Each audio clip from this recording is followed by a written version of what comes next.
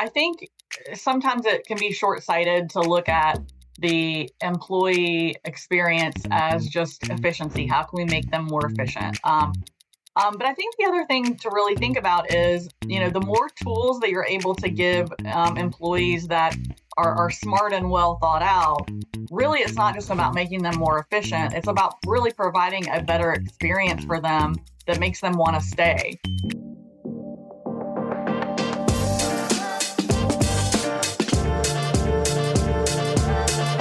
Katie Riddle is Global Retail Strategy Lead at Verizon Business. And Katie and I had a chance to catch up at this year's NRF conference, had a brilliant but brief conversation about some of the things that Verizon is up to. But what ended up kind of bubbling to the surface of that conversation was how much Katie gets to see by virtue of her position in a very big company that could be of real interest to people who listen to and watch and read Customer Land. So that was a terrible introduction. I just want to get to, hey, thank you for doing this. I really appreciate it. Yeah, absolutely. A pleasure to be here. So maybe for context, if you could give us a little bit of what the global retail strategy lead at Verizon does, Hmm. and then we can go from there because I've got a whole list of things we should be talking about. Yeah, absolutely. So I've been with Verizon about 6 years. I came from Target and from working with a couple of CPG manufacturers. I've done some consulting with Walmart. So really came from the retail industry. And what I do for Verizon is sort of threefold. So, one is to really act as an overlay for our core enterprise sales and help them understand, the context of the retail industry and really what are those business challenges that our customers are having to face every day, and what are some of the holistic solutions that we can use to help them meet their business goals. The second thing would be, talking to clients every day, talking to, the biggest retailers to the smallest retailers, and, really getting a good feel from them as to what they're facing and what they need from a company like Verizon. And then lastly, I do a lot of interfacing with my colleagues over in the Verizon Consumer Group, who do innovation in our own stores, because we have this, 6,000 store, both owned and partner store, living lab where we try a lot of things, and we, drink our own Kool-Aid, to that extent. And so, really bringing that back into the work with the folks on the Verizon Business side, as well as into the work with the customers, because that's usually the first thing that customers ask is, well, what are you doing as a retailer? Right, So that's right. where we are. Again, going back to our conversation at NRF, I'm sure it was the same way with you, but it's 3 days of just sprinting and a lot of conversations, a lot of discussions, a lot of just trying to digest what's happening there. And I remember walking away from our conversation going, you know, Katie seems to have a perspective that's this kind of accumulated um, knowledge from all of these different directions in her history that seems to inform what's happening and what she sees beyond just like, hey, here's my goal, here's what I have to do. In other words, I felt like the way you described your roles at Verizon and prior was really a multidisciplinary approach to like being able to synthesize a lot of stuff, a lot of activity, a lot of data points, a lot of just observations. And I thought, well, on one level, I just want to talk to a person like that because that's super interesting. Um, but I think people who listen to and read Customer Land can really benefit from the kind of holistic perspective. And I'm dying to get into that. And I know that's like it's a giant can of worms because it could take us anywhere. Sure. Um, yeah, it and like by definition, it will take us like in all kinds of crazy places that our schedules don't have time for. Um, Having said that, though, why don't we just start with a couple of the kind of key data points from one of Verizon's recent reports? And I thought I'd Mhm. just kind of call out a handful of these items and we can discuss them. But I think, you know, it's one thing to just say, okay, that's our data point and move on with a little context. But the Katie Riddle perspective, I think, is going to be really, really interesting. Okay, item number one. Critical labor challenges drive technology investment. And the high level number here, staffing remains the most one of the most pressing operational challenges, with 98% of grocery retailers and 88% of specialty retailers struggling with hiring and retention. And there's way more that goes into that. The impacts of those data points are giant. Yeah, absolutely. So, there's a couple of things. So, I think sometimes it can be short sighted to look at the employee experience as just efficiency. How can we make them more efficient? So, of course, yes, we want to make sure that our employees, have the tools that they need and that they can, have tools that help them switch from sort of low value tasks to high value tasks, which would be like, interfacing with clients.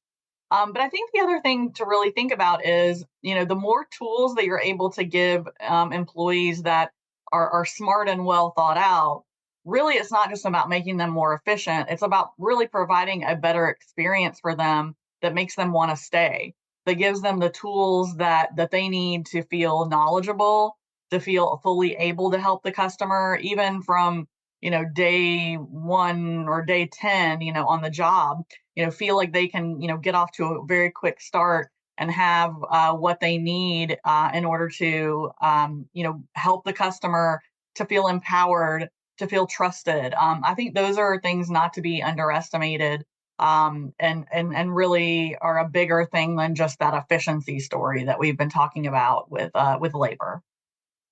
We spend a lot of time on this side of things talking about the emotional drivers behind certain decisions, a lot of that in the CX world and more now in the EX world, employee experiences. I love that you are articulating kind of the context of these data points in terms of how you make the employees feel, because it is, it's one thing to be more efficient, as you said, but to feel able, to feel appreciated, Hmm. goes a long way to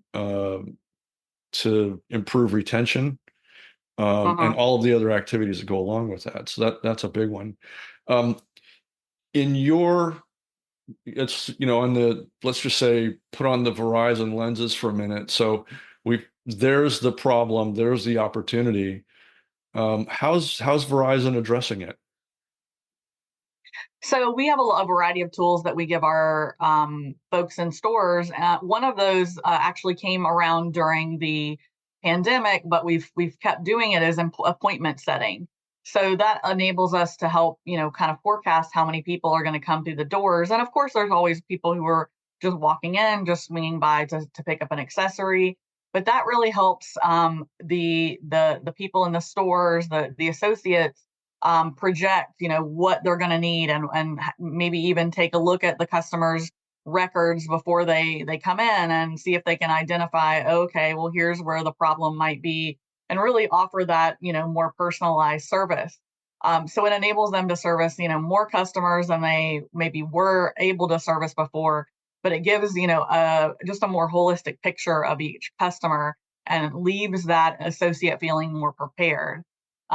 We also did install some self-service kiosks in a lot of stores where you're able to go in and you're able to pay your bill, or you're able to look at, service, and that means that if you walk in the door and, the two or three employees who are staffing that store are busy with other customers, you can either start the journey, on that self-service, kiosk, or at least start looking around and using your phone and the Verizon app to interact in store and really kind of find out and maybe narrow down on the accessory that you're looking for.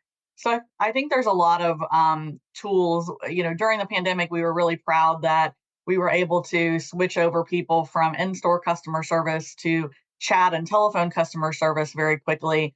And I think that just speaks to the agility with which we look for those tools and look for those that smart training, and we use VR to train our employees, for example. So I think these are all things that we use to make people feel valued and trusted, and make them feel that we need to keep them on, and that we have an investment in them. It's so much of what happened that caused that, that really quick transformation during the pandemic. Everybody moved to mobile very Hmm. quickly because they had to, and it was. Yep. And I know that you've spoken about this, and we've written about it extensively. Like mobile was progressive and very good to have, but overnight it became absolutely critical, necessary. You no longer had a choice. You had to Yes. operate mobile, and I know that Verizon. I, I wasn't close enough to it at the time, but it didn't look to me like Verizon really had to pivot all that much right then, because you're essentially a digital organization as it is. Sure. But I know a lot of organizations that were kind of like, uh-oh, we got a problem now. How do we do this? And a handful of them turned to Verizon for guidance and for technology on how to make that giant overnight pivot. It was something to Mhm. behold for a lot of these people. Right. And it's still going on today. So there were a lot of changes that companies made during COVID, that, were more or less what I call like stuck together with sticks and spit, that were very, they served the purpose and were able to help them pivot quickly, but weren't really built for the long term. So digital transformation, was kind of the watchword back then, but it is even more so now. There's a maturity that we're reaching, in the next year or two, where digital transformation, means breaking down silos, breaking down barriers. It means unifying, data and customer information databases. It enables really everything else that we want to do. All of the fancy things like the personalization at scale and real time, and all of these other things that we have going on. So it's an evolution, but I think we're sort of at this crux period where we have a lot going on, a lot of new technology, but they have to really be strong on the essentials, like the strong foundational network, that's very fast and low latency and high bandwidth. And those are things that enable all of these new technologies, like the scan and go, or the virtual try-ons, or any of those things that just require a lot of compute in store. I was thinking of one statistic in particular, um, that your team had sent over. By 2026, 42% of retailers plan to implement mobile apps with in-store features, up from 19 currently. 2026 is next year. That's, Hmm. that's a giant sprint, if you will, from current state to having something that's not just functional, but genuinely useful and engaging, Hmm. um, right there. Can we talk a little bit about how Verizon is enabling that particular sprint? Sure. Well, I mean, let's be honest. So people, even prior to COVID, were using their mobile devices in store, whether that's to comparison shop, to check out specs, to check out pricing, to check out location in the store. So which aisle is this thing on? So I think more and more retailers are really enabling those features, knowing that people, and there's this generational slant to it. So sometimes different generations prefer to talk to people in person. Sometimes that is just the kiss of death, that Right. people want to use a kiosk or their phone. So it's enabling them to do that. So things like chat in store, in app in store, or wayfinding, or other things like that.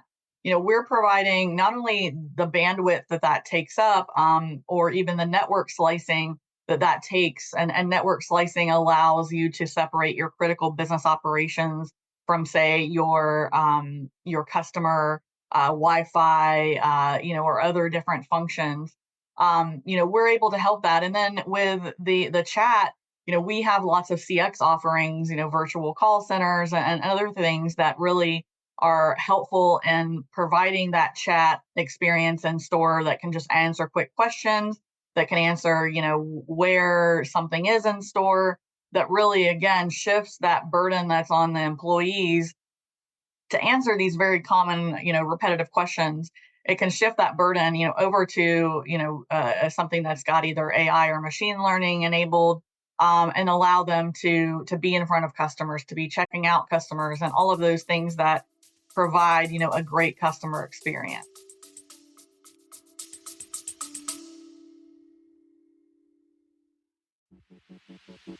The 2025 Global XE Awards are now open for entries.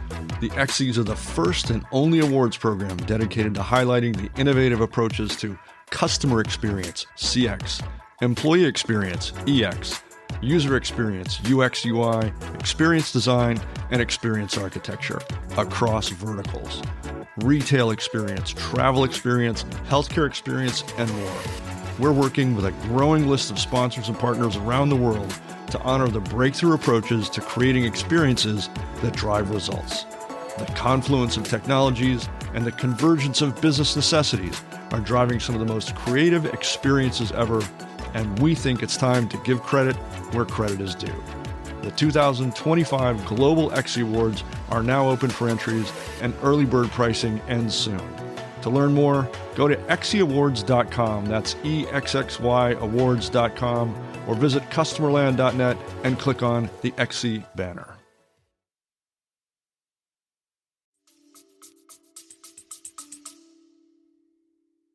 Yeah, there's another hour's worth of conversation just to unpack that one, but I won't go there. Sure. I want to talk about something that's near and dear to my heart and our readers and listeners here. It's the idea of personalization and where it's been, where it's come from, where it is now, and where it's going. My perspective, and I think we even talked about this at NRF, was that personalization has meant one thing for so long, and now that AI can enable so much more, it's about to change its definition. It's about to become something entirely different than what it was. And you can just use your imagination as to what that might look like, but boiling that down into a strategy and then boiling it further down into tactical execution really requires some, you got to roll up your sleeves, you got to really figure it out. One, I'd love to know your perspective on, where you see personalization going through Verizon's eyes, but then, further how Verizon is kind of enabling some of those things. Sure. Going back to what I was saying earlier about that digital transformation and really shattering those silos and those barriers between different functions of the business, between different, informational databases. You've essentially got to have, one or two big data lakes in order to have of all of that information available, that would enable you to customize for your consumers. And the other thing is too, we've had all this data all this time. We've been asking customers questions for forever.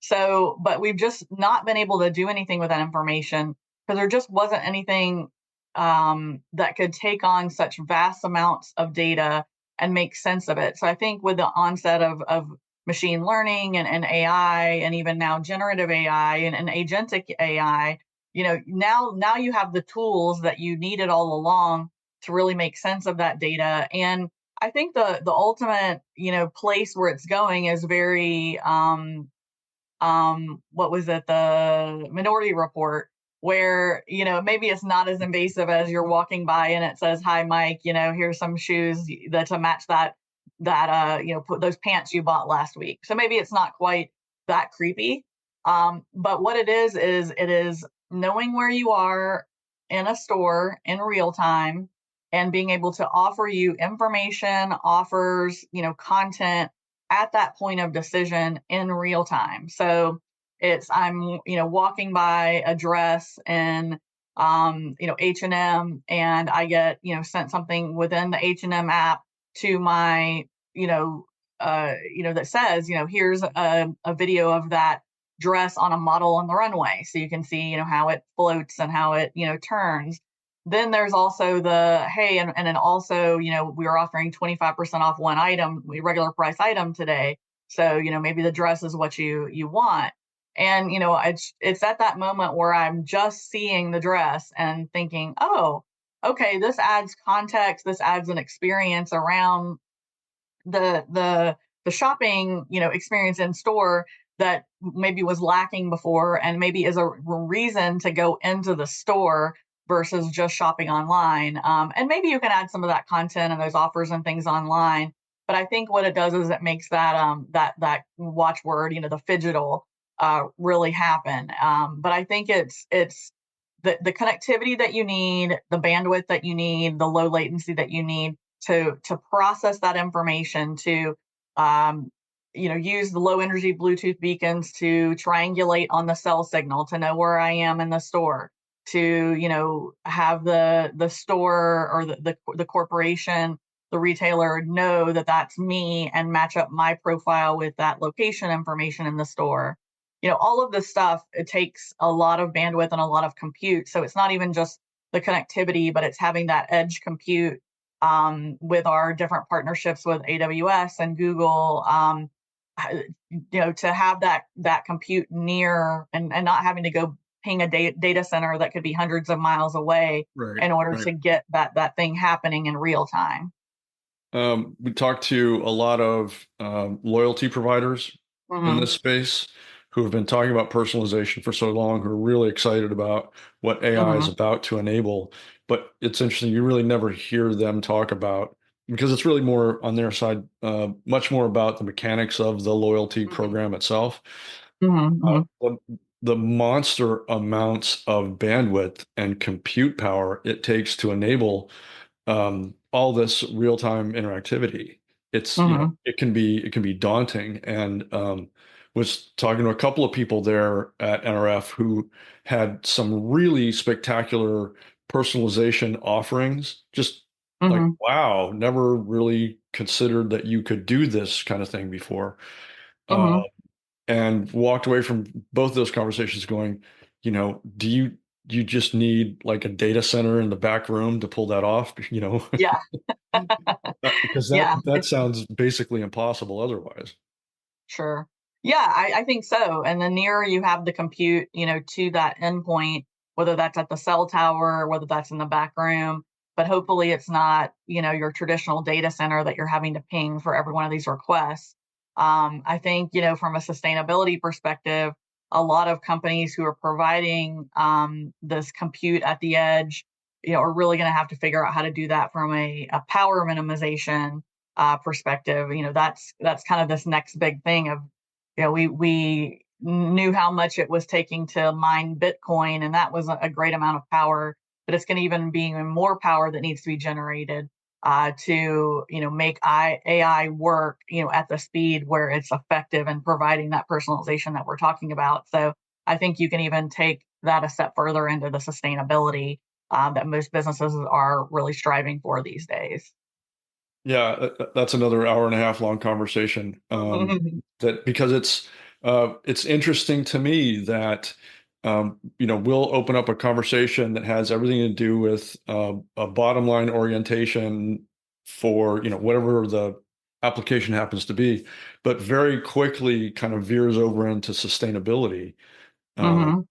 because either their customers are looking for those kinds of proof points, or because it's just like a bottom line imperative. I mean, we have to Hmm. be sustainable because it costs too much to be otherwise, and which is kind of a Right. new development in our world. But you bring up a really good point, and I would love to talk about this when our remaining time is how people are deploying AI, how they're thinking about deploying AI, um, and how Verizon is kind of advising them and enabling them along those paths. Because there are just so many use cases for uh, an enterprise retailer. I mean, Mhm. it's so where do you start? kind of a thing. How do you really prioritize this stuff?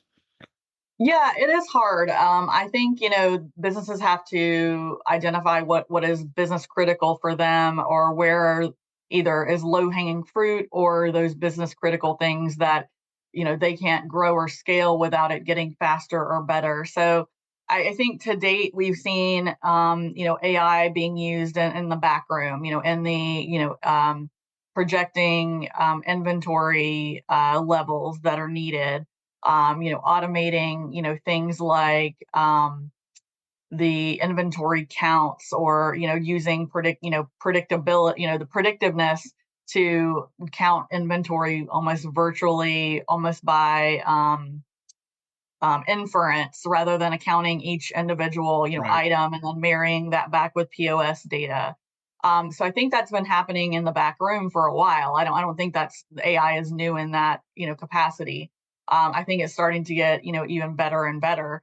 I think where we're seeing, Gen AI, is kind of the new front runner thing, is the idea of marketing materials. For instance, when I was at Target, one of my ownership responsibilities was around product content, product imagery, and some of that was, if it was a national brand, was sent to us by whatever brand that was. But other, owned brands, like, clothing, or the, now it's Good and Gather, those are all things that, Target has to, compile information, data points, create a narrative, do pictures, how many pictures do you need? So there's so many things that can be done with Gen AI these days that wouldn't require the whole photo studio that I, had at my disposal, that wouldn't require the teams of writers that, you needed to make sense of taking product data and then creating an appealing narrative, around that product data. So I often think, my team would have been a lot smaller had we had Gen AI back then. And then the agentic AI, there have been some great commercials sort of demonstrating this lately, but, looking for space on your calendar for a meeting and finding that for you, or knowing that you're supposed to attend an event outside and looking at the weather and signaling back to you, that hey, maybe you need to reschedule this, or those sorts of things. That's where we see AI, starting to make a difference. But we also see, so much sandbox activity going on within companies using, Microsoft Copilot or Google Gemini, and really just sort of playing around with, okay, you can make me be able to do email faster, or, find those gaps in my calendar faster. There are so many things going on right now. I think there's a lot of governance that is going to be required Yeah. inside businesses to dictate what our policies are around AI, what our policies are around the data that we're using, using to teach it, what we're going to do with it, what functions are allowed to be touched by it versus others. I think there's plenty of people a lot smarter than me who are, working on those within companies right now. And I think there's this spectrum of activities that are going on, from, you've got Target and Walmart who've produced their own AI internal apps, so that, you as an employee can just ask it a question in plain language and it will answer you. There's that, to, hey, we're just trying out, in other companies, we're just trying out some things internally with Chat GPT, down here. So it's just this vast thing right now that is really taking off, and is living up to the hype in a lot of ways, and will live up to the hype, even more so in the future, versus like the metaverse, which, had a Decidedly lot did of not. hype. Yeah. Yeah, had a lot of hype, didn't live as much up to it, or just really the hype should have been around some very specific use cases, and not just, oh, it's going to solve all of our problems.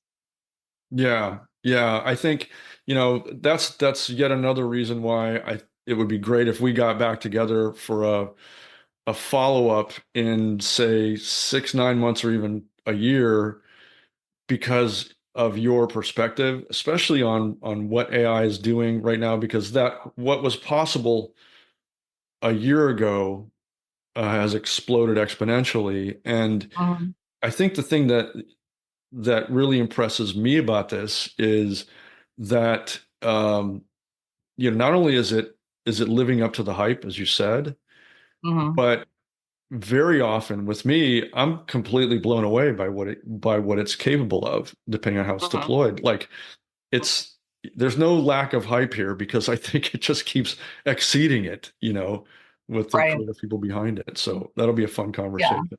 I think it's really your imagination is the limit to what it can do, and that's not to say it's a cure all. It is not a cure all, but yeah, I think we will be in a much different place. 6 months, a year from now. So yeah, happy to sit down again. Well, I'll make sure that our teams are wrangling schedules again for that. But Katie, I really appreciate this, getting perspective and just, being able to sit and talk with someone who has this kind of multi-input view of the world, especially this world, is really interesting. So thank you. I really appreciate it.